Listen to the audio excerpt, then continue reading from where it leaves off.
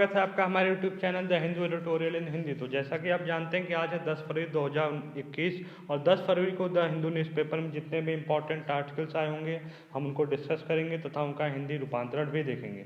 तो आज जो आर्टिकल आया है हमारा वो आया है जो अभी सरकार विनिवेश पे बजट में निर्मला सीतारमण जी ने बोला कि हमें विनिवेश करना है और उसका लक्ष्य उन्होंने 21-22 के लिए रखा है 1.75 लाख करोड़ रुपया। तो उसके बारे में ये राइटर लिख रहे हैं, उन्होंने ये बताया इसमें इस आर्टिकल में कि जो ये बजट है ये किसके लिए होगा। जो स्ट्रेटजिक जो फील्ड है इनके जो स्ट्रेटजिक सेक्टर बोला जाता है जिसे रणनीतिक क्षेत्र बोला जाता है। रणनीतिक क्षेत्र में आपके कौन से आते हैं, इसमें आते हैं आपका डिफेंस आता है, फिर इसके बाद स्पेस आता है, एटॉमिक एनर्जी आता है, टेलीकॉम आता है, power, petroleum, coal and other minerals जो होते हैं, बैंकिंग, फाइनेंशियल सर्विसेज, ये सब हमारे किस में आते हैं, स्ट्रेटजिक सेक्टर। मतलब क्या है, जिसमें गवर्नमेंट को रणनीति बनानी होती है, जिसके लिए क्या है गवर्नमेंट एक पाथ फॉलो करती है जिसमें वो रणनीति बना के कार्य करती है कि आगे से हमारी संप्रभुता, सुरक्षा तथा शांति के मद्देनज़र जो सब्जेक्ट हैं, जो विषय हैं, उसको गवर्नमेंट अपने पास रखती है, उसके लिए रणनीति तैयार करती है, उसको गवर्नमेंट ने अपने पास रखा है। बाकी जितने भी नॉन स्ट्रेटेजिक सेक्टर हैं उसका इन्होंने बोला है कि हम विनिवेश करेंगे। तो इसके बारे में राइटर यही लिख रहे हैं क्या जो विनिवेश है वो किस तरह से आगे चलना चाहिए। अभी LIC का इन्होंने किया और फिर इसके बाद इन्होंने इंडियन एयरलाइंस का किया और BPCL का ये बोल रहे हैं करेंगे। तो इस तरह से जो विनिवेश है वो बहुत ज़्यादा चर्चा में है। और ये कब आया, जब हमारा 1991 में जब हमने क्या किया, LPG मतलब लिबरलाइजेशन, प्राइवेटाइजेशन एंड ग्लोबलाइजेशन, मतलब उदारीकरण, निजीकरण और वैश्वीकरण। तो पहले मैं आपको बता देता हूँ विनिवेश है क्या। देखिए, जो सार्वजनिक क्षेत्र के जो उपक्रम हैं उसमें सरकार की हिस्सेदारी क्या की जाती है, बेची जाती है। तो उसे क्या बोलते हैं, विनिवेश। मतलब विनिवेश मतलब क्या, इन्वेस्टमेंट करना। वि मतलब उसको फिर से करना, मतलब उसको फिर से करना दूसरे के माध्यम से। मैं सरल भाषा में समझाऊँ कि जैसे सरकार कोई अपना क्या लगाती है, अपनी कंपनी लगाती है सरकार, उसमें 100% हिस्सेदारी किसकी है, सरकार की है। सरकार पूरा पैसा लगा कर उस प्रोजेक्ट को खड़ा करती है, वहाँ पे काम करती है।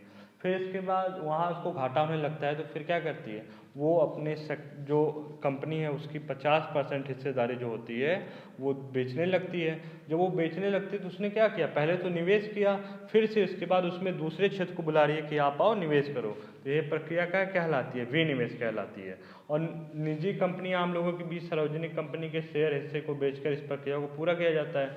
मतलब ये जो विनिवेश की प्रक्रिया है इसमें सार्वजनिक जो सरकार की जो क्या है कंपनियां हैं वो क्या करती हैं, सरकार इसमें अपनी कंपनियों में जो उसके शेयर हैं उसको क्या करती है, निजी कंपनी को बेच देगी, किसी प्राइवेट कंपनी को, या कि आम लोगों के बीच में शेयर को बांटना शुरू कर देते हैं कि आप इतना शेयर खरीद लो, आप इतना खरीद लो। पूरी जनता के लिए खुला रहता है, जो चाहे उसमें शेयर खरीद ले। तो अब विनिवेश तो आपको समझ में आ गया। अब ये देखते हैं कितने प्रकार का होता है। तो विनिवेश जो होता है 2 प्रकार का होता है, एक strategic disinvestment and then token disinvestment. Token disinvestment को बोलते हैं सांकेतिक विनिवेश और दूसरे को बोलते हैं रणनीतिक विनिवेश। तो जो हमारा रणनीतिक विनिवेश होता है जैसे कि आप देख रहे हैं, देखिए सांकेतिक विनिवेश में क्या है कि अगर सरकार जो है वो 5% से 49% तक बेचे। और देखिए कंपनी, जब कोई भी कंपनी है अगर उसमें जैसे आप मान लो कोई 2 दोस्त हो, आप मिलके कहीं क्या करते हो, कहीं कोई बिजनेस चलाते हो। अब बिजनेस में दोनों ने कितना दिया है, 50-50 रुपये दिया है। अभी दोनों क्या हो, बराबर के हिस्सेदार हो, मतलब दोनों के हिस्से क्या है, बराबर हैं। अगर मान लो आपके दोस्त ने 49 रुपये दिया, आपने 51 दिया, तो क्या है कि आपका उसमें हक ज़्यादा है, उस चीज़ में हक ज़्यादा, मतलब जो ज़्यादा पैसा देता है उसका उस चीज़ में हक ज़्यादा होता है। इसी तरीके से अगर किसी कंपनी में आपके पास 51% शेयर है तो आप उस कंपनी के मालिक हैं, और दूसरा अगर 49% शेयर है तो आपका जो मैनेजमेंट होगा वो किसका होगा, जिसके पास 51% शेयर होगा। तो जो सांकेतिक विनिवेश है जिसे टोकन डिस इन्वेस्टमेंट बोलते हैं, उसमें क्या होता है, उसमें न्यूनतम 5% से लेकर 49% तक के शेयरों की बिक्री की जाती है। इस पे क्या होता है, इस पे जो होता है सरकार का नियंत्रण होता है। तो ये क्या होता है, मतलब विनिवेश किया है गवर्नमेंट ने, लेकिन ये इसका निजीकरण नहीं हुआ है। देखिए विनिवेश निजीकरण 2 चीज़ें हैं। अगर वो 49% तक शेयर अगर बेच देते हैं तो क्या है, सरकार ने उसका विनिवेश किया है, निजीकरण उसका नहीं किया है। अगर वो 51-50 से ऊपर बेचता है शेयर गवर्नमेंट, जैसे कोई कंपनी है उसमें गवर्नमेंट ने 75% शेयर बेच दिया, 80% बेच दिया, तो उसका क्या हो गया, निजीकरण हो गया। क्योंकि जो उसके प्रबंधन, जो कंपनी के जो प्रबंधन या मैनेजमेंट का जो पूरा ढांचा है वो कौन देखेगा, फिर निजी कंपनी देखेगी, और वो उसका मालिकाना हक किसके पास चला जाएगा, निजी कंपनी के पास। जो देखिए बात करें जो रणनीतिक विनिवेश है, इसमें सार्वजनिक उपक्रम को अधिकांश भाग की बिक्री निजी क्षेत्र को तथा इसमें प्रबंधन नियंत्रण का हस्तांतरण भी निजी हाथों में चला जाता है। देखिए जो स्ट्रेटेजिक होता है इसमें क्या होता है, इसमें जो अधिकांश भाग होता है उसको किसको बेच दिया जाता है, निजी क्षेत्रों को। मतलब कि 49% से ज़्यादा, 50% से ज़्यादा, मतलब 51, 52, 50, 60, 70, 80, 90, 100, इसमें क्या करती है सरकार जो होती है, इसमें ज़्यादा शेयर बेच देती है। और जो ये शेयर होता है किसके पास चला जाता है, ये चला जाता है प्राइवेट सेक्टर के पास, जो क्या हो जाता है, उसका निजीकरण कर दिया जाता है। तो ये कितने विनिवेश, 2 प्रकार के हो गए। अब बात करते हैं निजीकरण और विनिवेश की। अगर देखिए वही मैंने बात बताई, जो निजीकरण है अगर वो ज़्यादा 51-50% से ज़्यादा शेयर बेच देती है गवर्नमेंट, तो उसमें क्या है, जो मालिकाना हक है किसके पास चला जाएगा, 50-50 में बराबर है, जिसका 51 हो वो क्या होगा, मालिक हो गया उसका। तो मालिक कौन हो जाएगी, निजी कंपनी, तो उसका निजीकरण हो गया। और विनिवेश में अगर कम शेयर बेचती है तो उसका विनिवेश हो गया। तो देखिए बात करें कि विनिवेश की आवश्यकता क्यों है इस समय, मतलब सरकार क्यों ऐसा कर रही है कि अपने ही उपक्रम, जनता के टैक्स से उन्होंने उपक्रम लगाया, जनता टैक्स देती बेचारी, चाहे वो आप जो इनडायरेक्ट फॉर्म में दो जीएसटी के रूप में, चाहे आप आय कर दो डायरेक्ट फॉर्म में। तो अगर जनता टैक्स दे के गवर्नमेंट क्या लगा रही है, एक उपक्रम लगा रही है, तो उसके बाद सरकार को इस तरह से बेचना नहीं चाहिए ना, बेचना चाहिए। इसके लिए सरकार ने अपने कारण भी बताए। उसने बताया कि जो हमारा जो घाटा है वो राजकोषीय घाटा जो है हमारा बहुत ज़्यादा बढ़ जाता है, जिसे हम पाट नहीं पाते हैं।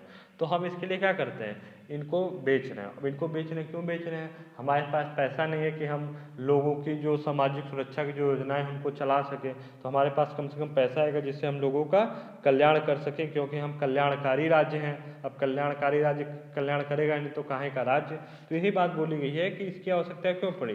तो सरकार द्वारा पैसा जुटाने का यह अहम रास्ता है, जिसके लिए सरकार योजनाएं चला सके कल्याणकारी।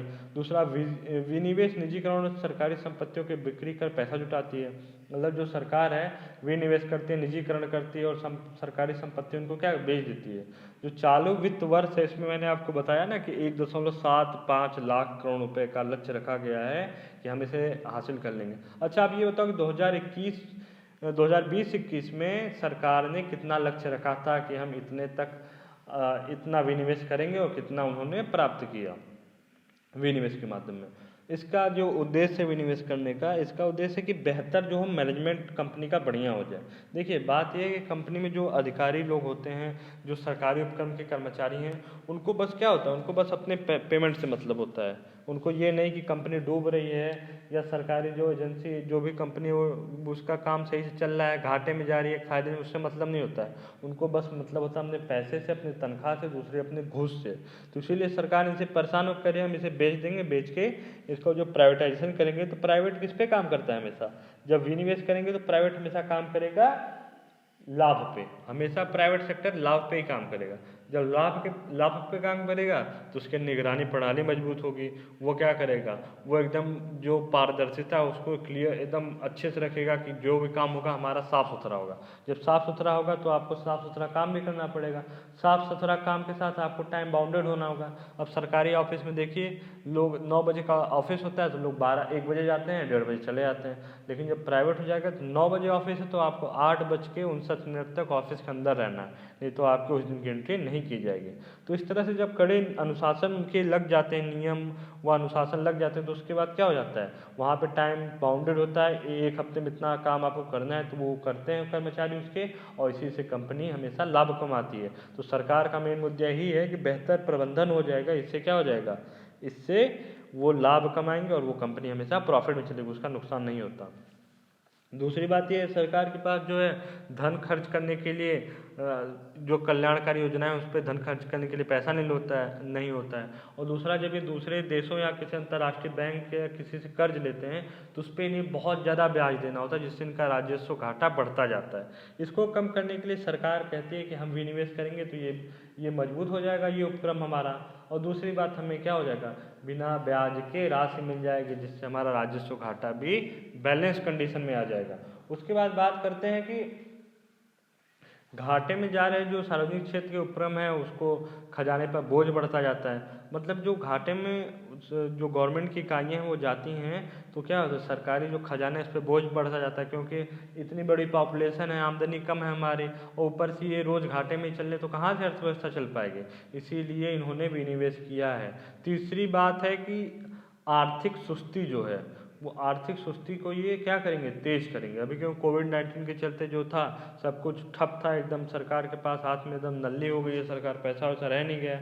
तो सोच रही है कि विनिवेश करेंगे तो कुछ पैसा आ जाएगा, तो हम क्या करेंगे, स्वास्थ्य क्षेत्र में इंक्लूड करेंगे, नए उपकरण कुछ ऐसा कहीं योजना चला देंगे, कहीं लोगों को स्किल डेवलप कराने के लिए कोई प्रोग्राम बनाएंगे, जिससे क्या होगा, लोग जो हैं रोजगार उन्मुख हो जाएं, रोजगार प्राप्त कर लें, जिससे वो पैसा लाएं, बाहर से कमाएं या कहीं से भी करके फॉरेन से वो पैसा लाएं। तो उससे आएंगे तो क्या होगा, हमारे जो आर्थिक जो गति जो इस समय कम है उसमें थोड़ा सुधार आएगा।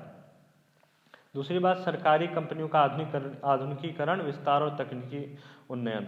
मतलब ये बोलते हैं कि जो सरकारी कंपनियां हैं वो क्या पुराने ढर्रे पे चलती हैं। अभी आप सरकारी विभाग में देख लो, कंप्यूटर आ जाता है, लोग एकदम डर जाते हैं। जो पहले के लोग हैं वो क्या कंप्यूटर से बहुत डरते हैं, वो नहीं चाहते कि हमारे ऑफिस में कोई टेक्निकल काम हो, कागज़ पे काम करना पसंद करते हैं। और कागज़ पे मान लो आपको बैलेंस शीट तैयार करनी है, अगर आपको एक्सेल यूज़ करना नहीं आता है तो आप बैलेंस शीट कैसे तैयार करोगे, एक पेज लेके लिखते रहोगे, 2-4 महीना लगा दोगे। अब जो एक्सेल में मास्टर है वो 2 मिनट में तैयार कर देगा उतनी बड़ी बैलेंस शीट धड़ाक से। तो यही बात है, अब वो काम जल्दी किया तो आगे भी तो फॉरवर्ड होगा और धड़ाधड़ वो सब काम चलेगा। अब यही बात है कि इनके पास क्या है, इनके पास जो है कौशल का अभाव है, और जो निजी क्षेत्र के कर्मचारी होते हैं वो कौशल युक्त होते हैं, उनके पास स्किल बहुत अच्छी होती है, 15 मिनट में वो वैलेट डिजाइन कर देते हैं। आप जो गूगल पे UPI, गूगल पे फ़ोन पे यूज़ करते हो, एक फ्लिपकार्ट का senior software development engineer 1 class का उसे 10 से 5 मिनट में जनरेट कर देगा, मतलब सिक्योरिटी के साथ, वो इतने तेज होते हैं। अपने यहाँ अगर सरकारी विभाग में जाएंगे तो उनको पता ही नहीं है। अब साइबर सेल इन्होंने बना रखी है, उसको कुछ हवा ही नहीं लगती है, इतने अपराधी जो हैं पैसा उड़ाते रहते हैं। अभी केजरीवाल की बेटी के अकाउंट से 30,000 रुपये गायब हो गए, अब उसका थोड़ी कोई भी पैसा का पता नहीं लगता। मतलब क्या है, जो हमारा सरकारी विभाग है वो कौशल युक्त नहीं है। तो इन्हें क्या, जब इन कंपनियों का आधुनिकीकरण करेंगे तो उससे इनको क्या होगी, ऐसे दक्ष कर्मचारी आएंगे जो इन सब चीज़ों में मतलब क्या होंगे, एक अलग स्थान रखते होंगे। उससे क्या होगा, बहुत कुछ कम हो सकता है अगर कौशल युक्त श्रमिक आपके पास हैं तो। तकनीकी उन्नयन होगा ही, क्योंकि देखिए कंपनी के पास क्या होता है, जो प्राइवेट कंपनी है वो बड़ी बड़ी मशीनें बनाती हैं, अच्छी मशीन। आप प्राइवेट कंपनी के ऑफिस में जाओ, तरह तरह के आपको देखोगे, जो TV 4K अल्ट्रा HD सब कुछ, मतलब एकदम ज़बरदस्त होता है उनका मशीनें से, वो साफ़ सफाई हर चीज़ उनका अच्छा लगता है। जबकि एक सरकारी ऑफिस में जाओगे, कहीं कोई पान था के थूक दिया है, कहीं कुछ, अगर पंखा लगा है तो पंखे की सब ब्लेड टेढ़ी है, लाइट कोई लगी है तो लाइट की रॉड गायब है, तो इस तरह से होता है। कुर्सियाँ टूटी हुई हैं, लेकिन क्या है, इनका जो प्रबंधन है वो अच्छा होता है। दूसरी बात, नई मशीनें होती हैं, और जब देखिए जब कोई पूंजी और क्या होती है उस पर श्रम होता है, तो ऐसे ये संस्थान आगे बढ़ते हैं, क्योंकि पूंजी में है, पूंजी में आपका धन और तकनीक आ गया और श्रमिक आ गया। तो ये तीनों अगर किसी निजी कंपनी में अच्छे हैं तो वो क्या बहुत अच्छी ग्रोथ करती है, बहुत अच्छा विकास करती है। देखिए, सरकारी स्वामित्व वाले उपक्रमों में सरकारी कोष की निर्भरता को कम करना एक लक्ष्य इनका और है। ये बोलते हैं कि हम विनिवेश इसीलिए कर रहे हैं कि जो सरकारी स्वामित्व वाले उपक्रम हैं उसमें जो सरकारी कोष है इसकी निर्भरता कम करने से बजट घाटा हमारा कम होगा, प्लस राजकोषीय घाटा जो है वो हमारा कम हो जाएगा। तो ये बात सरकार बोल रही है। अब भारत में बात कर ले, विनिवेश कैसे आया, तो आपको पता है 1991 में वैश्वीकरण, उदारीकरण, निजीकरण हुआ, जिसके बाद जो कुछ सार्वजनिक क्षेत्र की कंपनियां थीं, जब हमारे यहाँ तेल नहीं था तो इन्होंने, अमेरिका ने, दूसरे देशों ने बोला कि आप क्या करो, दुनिया के बाज़ार के लिए अपना, जो दुनिया के जो देश हैं उनके लिए अपना बाज़ार खोल लो। तो सरकार ने खोल दिया, तो वहाँ पहले क्या हुआ, इन्होंने 20% जो सार्वजनिक उपक्रम थे उनके शेयर बेचे उनको। तो जब बेचे तो सरकार को कुछ फ़ायदा हुआ। फिर उसी के क्रम में 1996 में जो जीवी राम कृष्णा के नेतृत्व में विनिवेश आयोग की स्थापना की गई। देखिए अब क्या है, विनिवेश चल रहा है तो इससे क्वेश्चन पूछ सकता है, इसलिए मैं आपको बता रहा हूँ। 1996 में जीवी राम कृष्णा के नेतृत्व में विनिवेश आयोग की स्थापना की गई। फिर इसके बाद वित्त मंत्रालय के अंतर्गत 1999 में विनिवेश भाग स्थापित किया गया। फिर इसके बाद 2001 में इसका नाम परिवर्तित करके क्या रख दिया गया, विनिवेश मंत्रालय। मतलब इसका विनिवेश मंत्रालय कब नाम रखा गया, 2001 में। फिर 2005 में उन्होंने क्या किया, राष्ट्रीय निवेश कोष की स्थापना की। इसके अंतर्गत पीएसयू के निवेश से मिली रकम जमा की जाती है। 2005 में उन्होंने क्या बना दिया, राष्ट्रीय निवेश कोष 2005 में उन्होंने बनाया। उसके बाद इसी में इन्होंने जो रकम उससे मिलती थी विनिवेश से, उसे इसमें जमा किया जाता था। फिर राष्ट्रीय निवेश कोष में जमा राशि का 75% सामाजिक क्षेत्र और 25% सरकारी क्षेत्र के उद्यमों में इस्तेमाल किया जाता है। मतलब ये बोल रहे हैं कि राष्ट्रीय निवेश कोष जो 2005 बनाया गया, उसमें जो राशि इनको विनिवेश से मिलती थी उसका ये 75% सामाजिक क्षेत्र, मतलब शिक्षा के क्षेत्र में, स्वास्थ्य के क्षेत्र में, और प्लस जो सामाजिक सुरक्षा है, जैसे शिक्षा, स्वास्थ्य, अच्छा जल, फिर इसके बाद अच्छे रहने के लिए स्थान, तो इस तरह से इन्वायरमेंट के लिए ये इस तरह से जो 75% विनिवेश से पैसा था ये कल्याणकारी योजनाओं में खर्च करते हैं, तथा 25% जो है सरकारी क्षेत्र के उद्यमों में पूंजी निवेश के लिए किया जाता है। फिर 2014 में नई विनिवेश नीति आई तथा इसकी सिफारिश शक्तियाँ नीति आयोग में अधिकृत की गई। देखिए 2014 में पता है नीति आयोग बना योजना आयोग खत्म करके, तो उसके बाद जब ये इन्होंने क्या किया कि 2014 में इसे नई विनिवेश नीति का इन्होंने सूत्रपात किया, तथा वित्त वर्ष 2016-17 में इन्होंने विनिवेश विभाग को क्या बना दिया, निवेश एवं लोक परिसंपत्ति विभाग, department of investment and public asset management, मतलब दीपम कहलाया। तो कब इसे बनाया गया है, 2016-17 में। देखिए दूसरी बात, जब ये पता चल गया आपको कि इस तरह से आया, आप इसे देख लीजिएगा, पीडीएफ डाउनलोड करके जरूर पढ़ लीजिएगा, क्योंकि इससे क्वेश्चन आपके पूछने की संभावना बहुत ज़्यादा है, क्योंकि विनिवेश बहुत बड़ा मुद्दा बन चुका है। और विनिवेश में जो होने वाली समस्याएं हैं, जो जिससे क्या होती है, सरकार को कम फायदा होता है। पहली बात है समयबद्धता, मतलब इसमें जो इन्होंने टाइम लिमिट बाउंड कर रखी है, इतने समय तक हमारा ये बिक जाना चाहिए, लेकिन ऐसा कुछ होता नहीं है। इसका रीज़न ये है कि जो वो निजी कंपनियां हैं वो सोचती हैं कि ये जो पहले से ये डूबा हुआ है, अब जब कैंसर में तो आप जाके, कैंसर क्या होता है, पूरे शरीर को जो सेल है उनको डेड करता रहता है। अगर आप कैंसर के टच में आ जाओगे तो आप भी तो उसी में डेड हो जाओगे। इसीलिए ये जो निजी कंपनी है वो क्या करती हैं, इनसे दूरी बनाती हैं, कहती हैं अरे इसको कैंसर, इसमें हम जाएंगे तो हमें भी कैंसर हो जाएगा। और वो यही है कि टाइम जो लिमिट है वो सेट नहीं हो पाती है। दूसरी बात है कर्मचारियों का विरोध होता है। अब जो कर्मचारी सरकारी क्षेत्र में आराम से काम कर रहा है बैठ के, अगर उसको निजी क्षेत्र में घुसा दिया जाए तो वो बोलेगा कि अरे पहले तो हम आराम से बैठ के 5 चबाते थे, अब यहाँ दिन भर काम करना पड़ता है, तो हम क्यों जाए, उसमें घूस भी नहीं मिलती है। इसीलिए जो कर्मचारी उनके द्वारा इसका विरोध भी किया जाता है। प्लस इसके बाद जो श्रमिक हैं उनके सेवा शर्त में वेतन प्रभाव। अब देखिए यहाँ पे ये है कि सरकारी जॉब में आपको क्या है, वेतन फिक्स रहेगा, प्लस इसके बाद सेवा शर्त रहती है कि आपको 65 साल में रिटायर होना, ये तो फिक्स रहता है। इसलिए सरकारी कर्मचारी काम नहीं करते हैं। अब वो सोचते हैं जब प्राइवेट में चले जाएंगे, अगर एक दिन भी काम उल्टा पलटा गया तुरंत लात मार के बाहर कर देगा। इसीलिए वो क्या करते हैं, इसका विरोध करते हैं। वो सोचते हैं कि सेवा शर्त और वेतन प्रभाव भी, मतलब इस पर प्रभाव कैसे, जैसे निजी कंपनी जो है वो क्या करेगी, पेमेंट कम भी तो दे सकती है। अब कोई लेखपाल है, मान लो राजस्व विभाग में काम कर रहा है किसी स्टेट के, अब वहाँ पे वो काम कर रहा है तो उसे महीने की सैलरी 40,000 दी जा रही है, 40,000 मान लो दी जा रही है। वो करता क्या है, बैठ के दिन भर बैठ के 5 जब आता है इधर उधर घूमता है गाड़ी लेके, यही काम करता है। और कुछ होता है जाके नाप जोख लेता है। अब सोचो आपको नापने जोखने का क्या, प्राइवेट कंपनी कोई क्या 40,000 रुपये देगी, कतई नहीं देगी, 10-12 हज़ार में निपटा देगी, 10-5 हज़ार रुपये में निपटा देगी उसको, बस नापने जोखने के लिए। तो यही बात है कि सेवा शर्तों में वेतन पर जो प्रभाव है, इसी वजह से इनका विरोध किया जाता है। तो ये जो है विनिवेश, ये बहुत बड़ा मुद्दा है। आप इस पीडीएफ को डाउनलोड करके अच्छे से पढ़ लेना। और जो मैंने बताया कि सरकार जो जिन क्षेत्रों में जो स्ट्रेटेजिक उनके जो रणनीति वाले क्षेत्र हैं, डिफेंस है, एटॉमिक एनर्जी है, प्लस इसके बाद पावर है, पेट्रोलियम है, मिनरल्स वाले हैं, फाइनेंशियल सर्विसेज है, इसमें क्या है, ये इसको इसका विनिवेश नहीं करेंगे और सब क्षेत्रों का विनिवेश करेंगे। क्योंकि देखिए, जब कम उपक्रम इनके पास रहेंगे, इनका कहना है कि कम उपक्रम रहेंगे तो हम उनको अच्छे से चला सकेंगे, और जो जिसमें हमें घाटा होता है उसमें अगर हम उसका विनिवेश कर देंगे तो हमें उसमें फ़ायदा होने लगेगा। तो देखिए आगे क्या होता है उसके बारे में तो अब जो डेटा है वही बताएंगे, क्योंकि इन्होंने जो जो लक्ष्य रखा है कि वित्त वर्ष में हम 2 लाख करोड़, 2.25 लाख करोड़ रुपए जुटाएंगे, ऐसा कुछ होता नहीं है। बस 30-35 हज़ार रुपये करोड़ रुपए तक ये पा जाते हैं, 15-20 हज़ार करोड़ रुपए तक। तो यही बात है, ये कंप्लीट एडिटोरियल डिस्कशन था। अगर आपको हमारी ये वीडियो अच्छा लगे तो प्लीज़ इसे ज़्यादा से ज़्यादा लाइक करें, कमेंट सेक्शन में जरूर बताएं कमेंट कैसा लगा आपको वीडियो, और मेरे चैनल को सब्सक्राइब करना न भूलें। तब मिलते हैं नेक्स्ट वीडियो में, तब तक के लिए धन्यवाद।